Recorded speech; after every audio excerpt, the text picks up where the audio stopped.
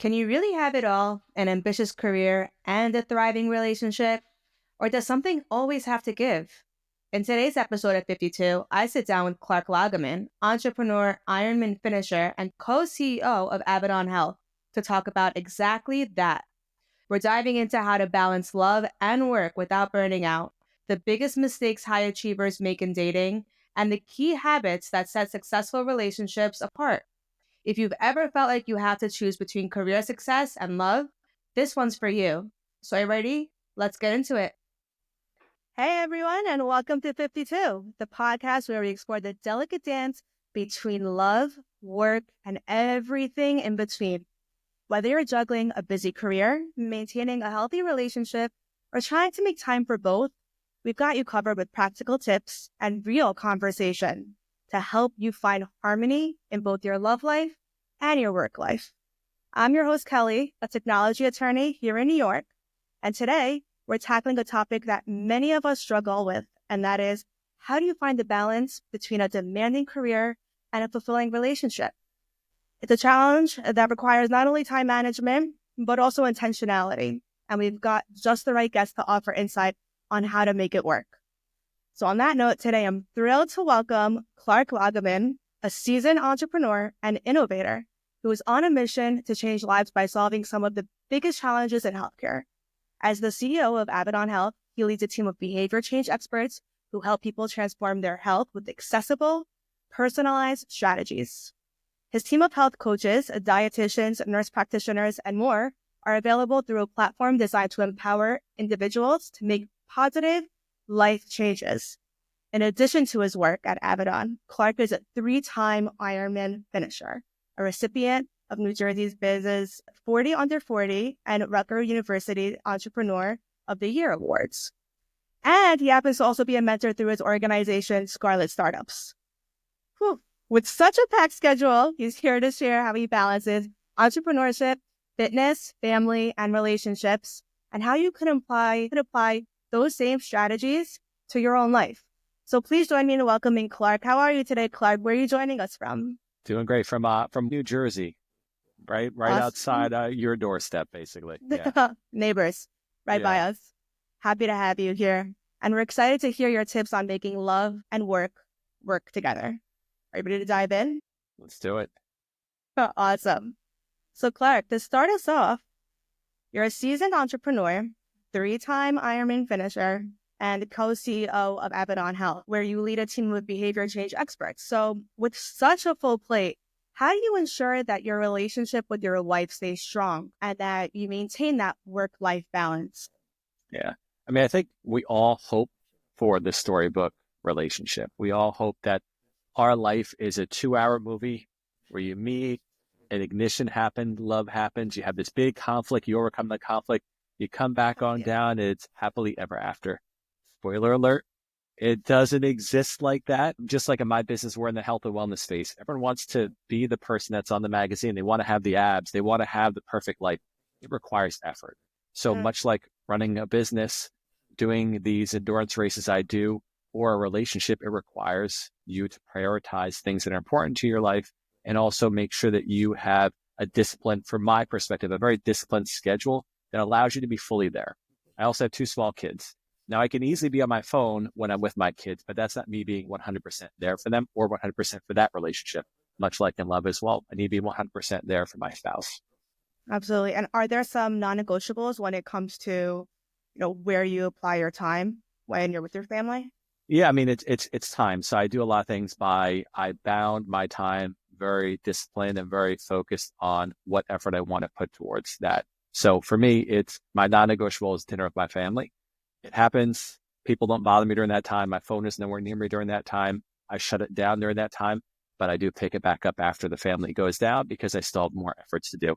And same thing for some of these endurance races I do. Like this morning, it was, you would know because you're local to me, it was about 2 degrees outside. So cold outside.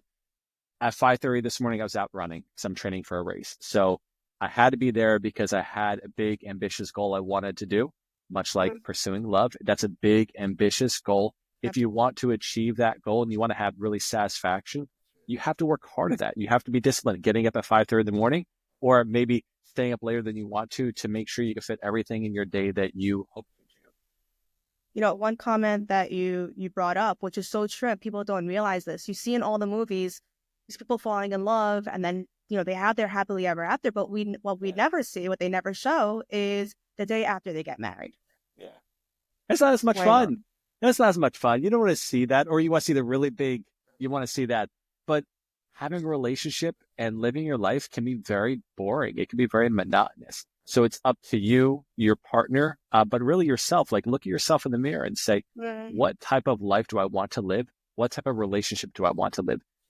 I believe you can fulfill a lot of those things just by your mindset. So like, if you want to have a very fulfilling lifestyle, a very fulfilling relationship, you want to pursue opportunities that allow you to have that. Adventures in life, adventures with your partner, challenges that you take on personally so you come back a better partner for the person you're with as well. All incredibly important. Absolutely. Thank you for sharing that. And many people in relationships struggle, as we spoke about before, with time management, especially with their careers when they demand so much. So what are some of the strategies that you and your wife have used to keep your relationship thriving despite, your busy careers? You have to have discipline, and you have to have transparency. I think those are two very important skills that you need to have as a partner in a relationship. One, discipline. So if I'm going to work, that means I'm going to be working. So I'm not going to be fully there for my relationship during these periods of time where they'll be pushing for a big project, launching a new product, something where I need to be fully there, or prepping for a big meeting. I just need my time because I'm not going to be a good partner. So if I was your partner and you needed me, I would just be not fully there for you. So you would get 25% of me, which is not the relationship you probably want to have. That just doesn't feel fair. But also too, you need to understand. So that's the transparency. You need to understand what I'm working on and when I'm fully there for you, when I'm not fully there for you. Because I do believe, like we were talking about this storybook relationship, like it's great. You don't see them going to, getting on the train, going to New York City, going to work the next day, doing the dishes. That's not glamorous. You never see that in the movies. That doesn't happen. But that is real life. And that's the things that you have to work through in a relationship. If you want to have that sustainability, that long-term relationship, like the short-term is great. That flicker, that spark, that's amazing. You could do no wrong. Dirty laundry on the floor. Who cares? That's 6 months later, you care. 6 years later, you really care. So you got to make sure that you're setting yourself up for success, but having those thoughtful conversations with your partner to let them know what you're working on, when you're there for them, and also what's important to you. Because maybe right now, my primary focus is this thing I'm trying to do. So as your partner, I might not be there 100% for you, but come back in the next month, I'll be back there for you again.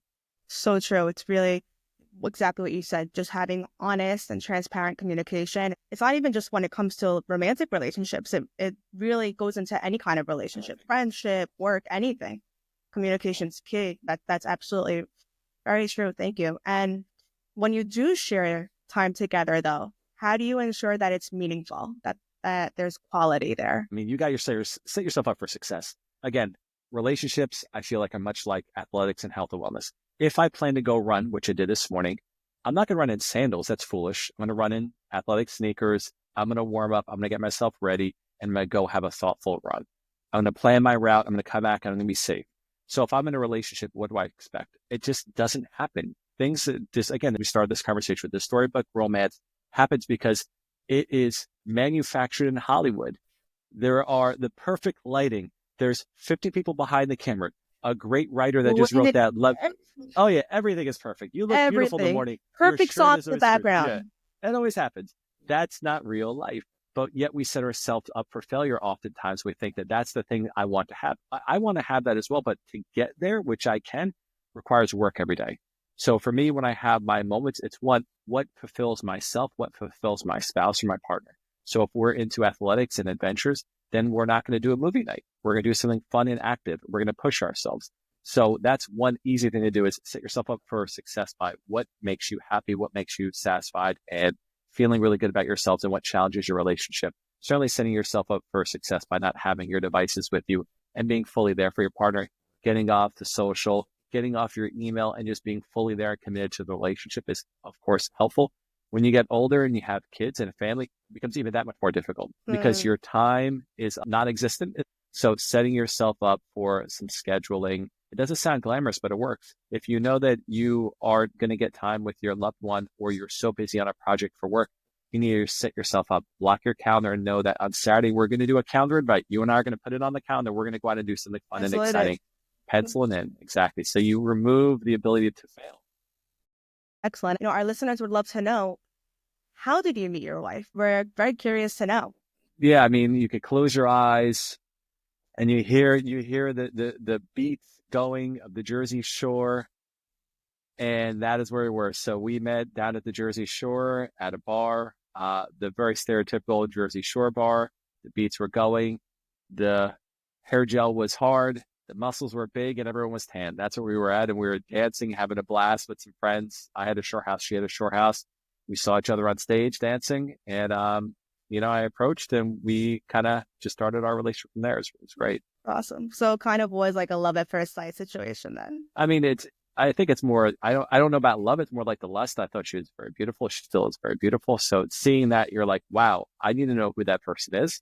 And that's what I was like, you kind of clear out and you're like very focused in on, I'm going to find out who this person is. And then finding out the person had a lot of the same characteristics that I valued is incredibly important. So for me, when I'm looking for a relationship before I was married, attraction is very important. So I that was easy for me to see first. This isn't Love and Blind. This is real life. So if you watch those shows, those reality shows, it's great. It takes a lot of the things that you would normally look at, which is the superficial aspect, which is beauty and attractiveness. So that is the first thing, of course, that you notice. And then how quickly can you get to the person? What makes them tick? Do they have the same moral and ethical standards that I do? What makes them happy in life? And if those things are aligned, then it's like, okay, how do I make sure that if I'm ready to have this relationship, I can pursue it with this person? And are they ready to have a relationship as well? Because it may not be. Timing doesn't always work out.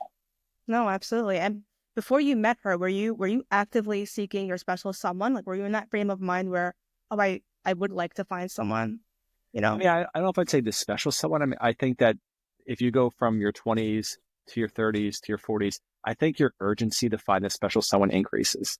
So when you're in high school and you're very young or early in college, like you think it's the special someone, but it's really like your early love.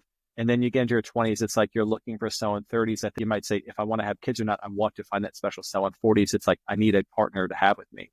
So I was certainly looking to have someone special in my life. I don't know if it was the special someone.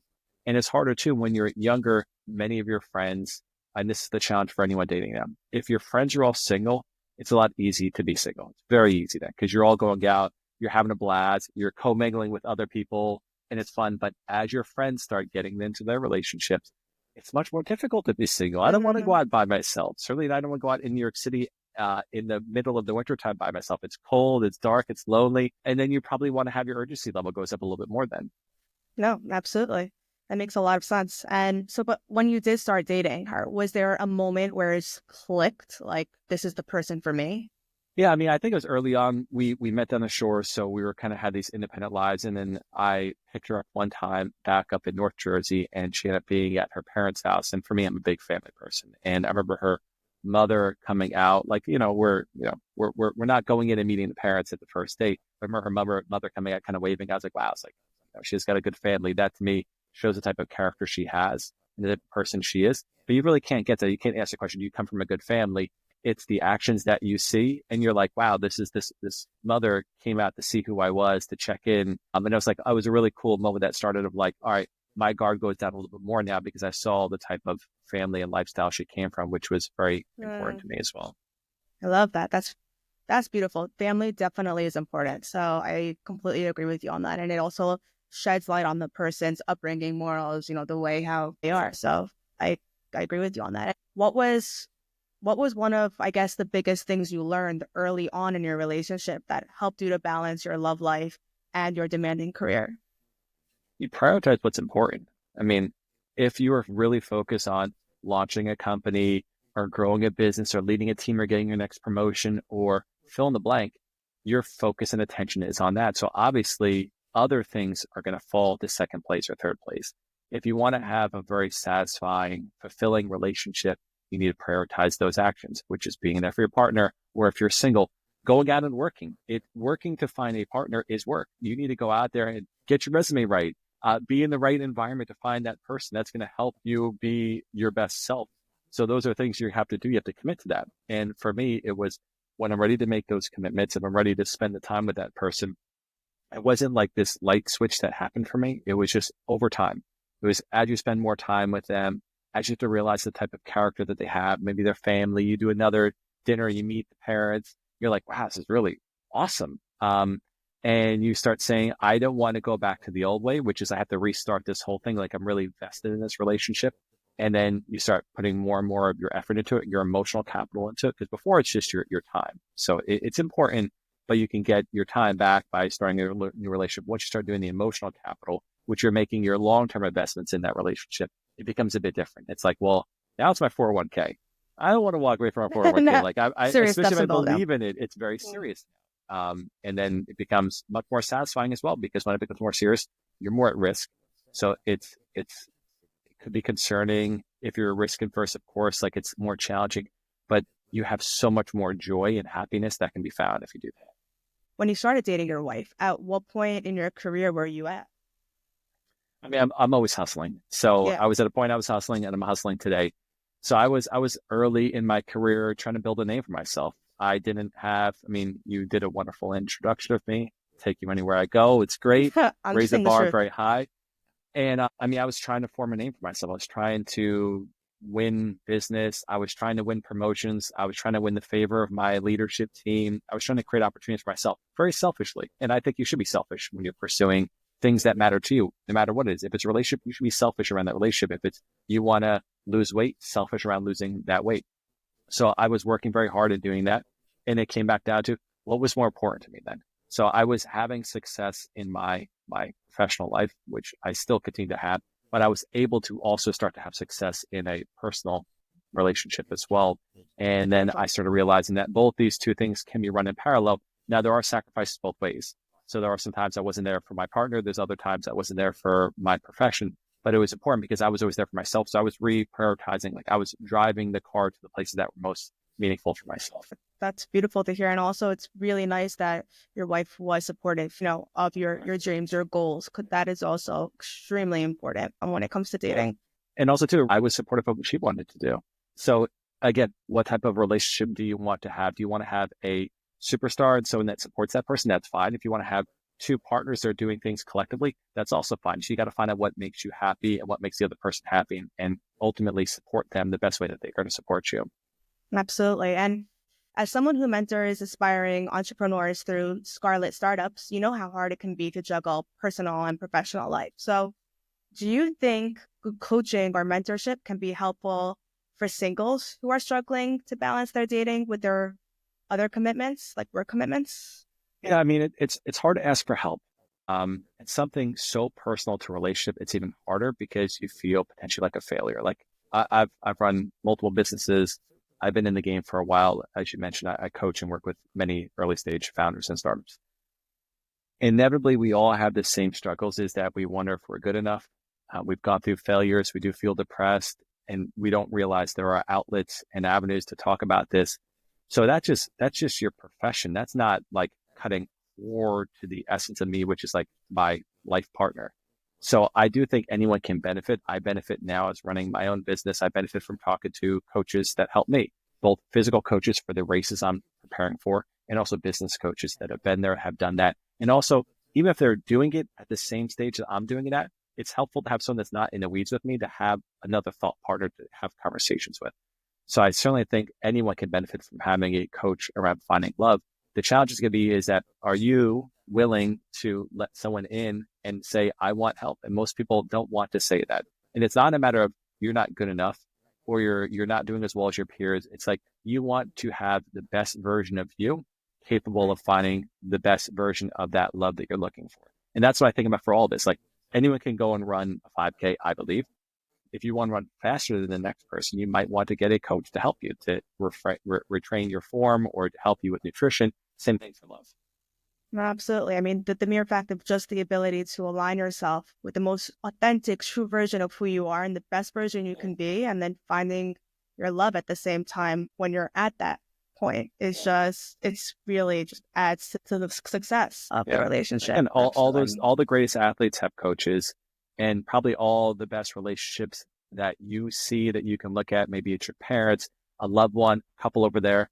Now, they may not have the coach that's so obvious, but they have many coaches in their life. It could be someone that's a spiritual coach for them. It could be a friend at the gym that they talk to. It could be an aunt that they share stories with, but they all have people there. They're helping them recalibrate what they think a real relationship should be. Because if you're looking at the storybook on the movies or reading a book, in most cases that is just not realistic, and it's certainly not sustainable over the long period of time. Like if you want to have decades long love story, you don't see that in a 2-hour movie.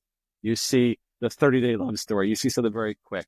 To create decades worth of love and satisfaction in a relationship, you need to have a network of people that can help you understand and recalibrate what's important, how to overcome this challenge, and also sometimes to do the gut check for you as well. Absolutely. And for those who are single and trying to meet the right person, what advice would you give them to really help them stay focused on both their career goals and their dating life? I mean, how can someone balance the two without burning out? So if we use the analogy of a professional life, so if you're running a project or you're reporting to a leader or a manager, you have deadlines you have to hit. So you have your goals, you have these objectives, you're going to work on these objectives in this period of time. Now, relationship, again, if you're not working with a coach or you're not doing this, you don't have a defined starting and ending. You're like, I just want this to happen.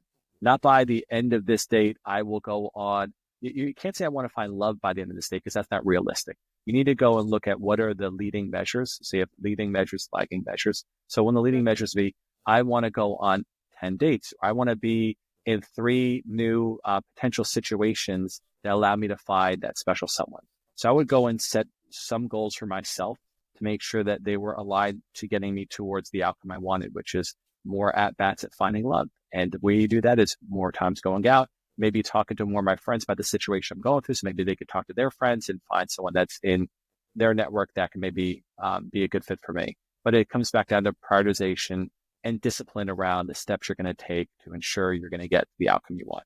Treat it like a job because it's work. Treat it like you're going to get a brand new job or treat it like you're applying to college. You didn't just haphazardly go do it. I did. I went to community college, but that's a different story. But you had discipline. You wrote these letters, you wrote these essays, you talked to people, you visited the campus.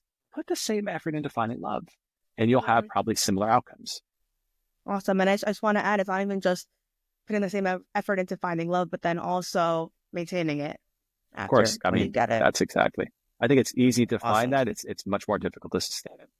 Absolutely. Thanks for sharing that. And for some of the entrepreneurs and high achieving professionals who may feel like they have to choose between the two, between having a successful career and a meaningful relationship, what would you say to them? Foolish. Is that the life you want to live? We have to choose one or the other. I want my cake and I want to eat it too. So I want the best of everything this life can give me. And certainly I will work hard because it is hard work to get all those things in life that I believe I deserve. And I think each of you should say that you deserve to have the best of everything. A great family life, a great love life, a great professional life, a great personal life, healthy and happy. And if you're not willing to work hard at it, because it is going to be work, then you have no one to blame but yourself, because the opportunities exist. You see some of the most successful people in the world have businesses, they have families, they have kids, and there's times in which those things suffer. It's not easy. It is work. So there's times in my own relationship that suffers. It's times that I'm working with my kids and it's hard and it's challenging. Same thing in my professional life. But I'm here. They all love me. They respect me. And I'm continuing to evolve and learn with them as my relationship evolves and learns with me. When you're mentoring entrepreneurs or professionals, you talk a lot about behavior change and health strategies. What do you think are some key behaviors or habits that can help singles attract and maintain a healthy, balanced relationship? Yeah, when the simplest skill is also the most basic, the hardest to master, is you have to retrain how you're looking at situations. So instead of, oh, I can't believe I'm single, I can't find anyone, that's a negative mindset. And it's going to be very difficult for you to attract someone that wants to be around that negative mindset. So instead of, I have all this opportunity and possibility now, I can do whatever I want. I can explore all these potentials out there in the world. That to me is a positive mindset. The same thing you're seeking out, which is this love and happiness. But one is a negative that I don't have.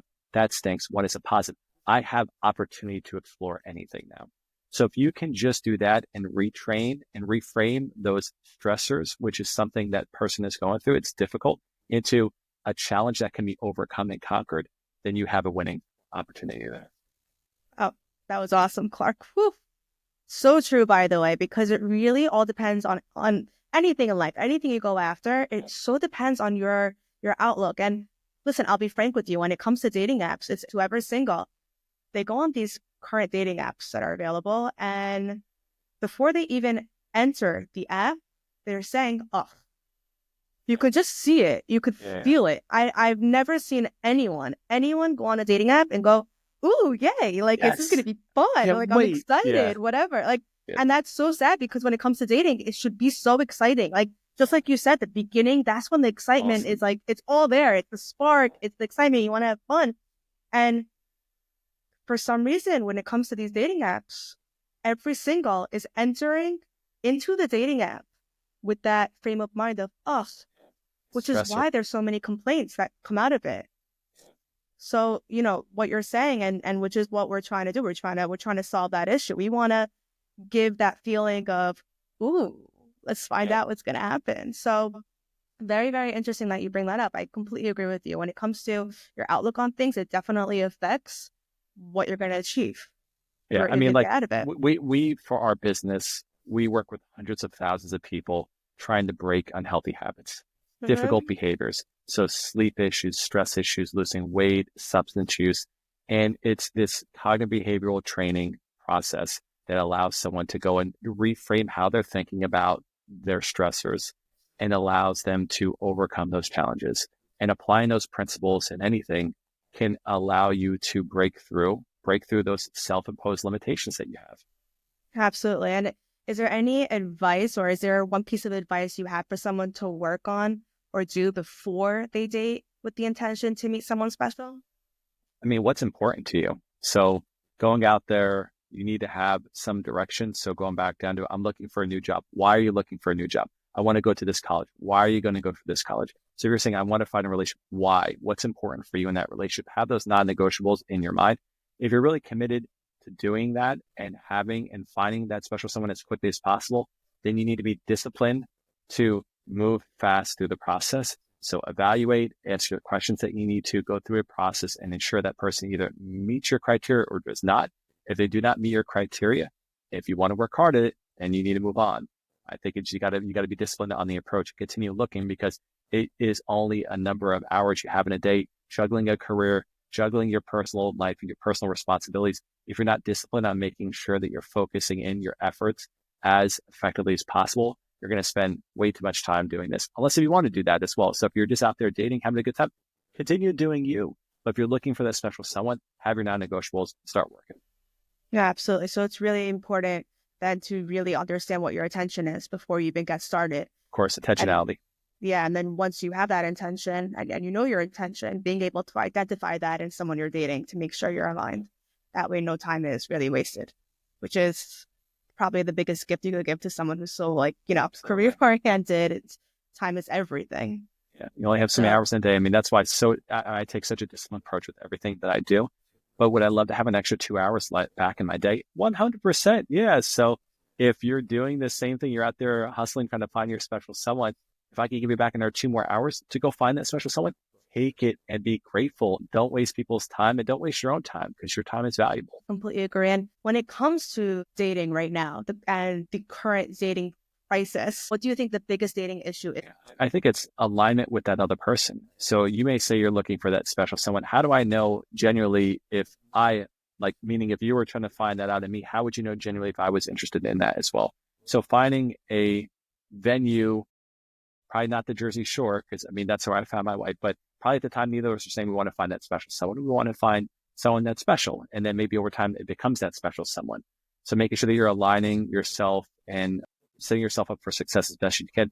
And that doesn't mean that you're going to have success, by the way. So this takes work and this takes time. And like many of the greatest inventions out there and great businesses, it wasn't V1. WD-40 was the working version 40 of that material that eventually worked. So a lot of Right. these great things happen over time and iterations because it takes effort to get to something special. Awesome. And for ambitious, high achieving individuals who are struggling to find that special someone while balancing work, life, health, and everything else, what's one dating tip you would give them? If you could pick any. I mean, I would sort of say I would relook back in the mirror and say, what is my limitation? So a lot of self-reflection. So my advice would be is you have to look yourself in the mirror and say, is this really being prioritized in the best way? Are you really setting yourself up for maximum success? Like if you go on that job interview, that job interview with your potential special someone, like your hair is perfect, you got blown out, you flossed today, the cologne is perfect, the car is washed, everything is perfect. Manicure. You're ready to go. You tried on 10 outfits to get there. You arrived early, all those things. So that is the mindset I'd be taking for all this, is making sure, am I really doing this as best as I possibly can? Because you hope that if you're doing it as best as you possibly can with the intentionality, that the likelihood for success is higher. It doesn't mean you're going to have success. So it's okay if you have failures. Like the person who I'm married with for over a decade, have two beautiful kids. Was that the first person I ever dated? Spoiler alert. Like it wasn't like, oh my God, we met and it just happened. No, it took time for me to understand what I was looking for that person, understand what they were looking for, and then realize that the timing was right for us to pursue something together. That's beautiful. Thanks for sharing that. And to wrap us up, for entrepreneurs in a relationship or married, what's been the secret to making it work for both your career and marriage? And also, what do you think is the key to have that spark in your marriage thrive and continue? Yeah. I mean, I think you have to set some intention as to what type of lifestyle that you want. So for me, it's every year I want to try to do something big and audacious. And that means a personal goal for myself, but also goals I have for my spouse, for my family, to go on an adventure, because that's what I like doing, to experience something new. It could be trying some new restaurants or trying new foods, or to just make sure that we have, as you get older, when you have kids and family, make sure you have some you time, alone time for yourself, alone time for your spouse. So doing those things are just going to be so incredibly helpful, because it is work.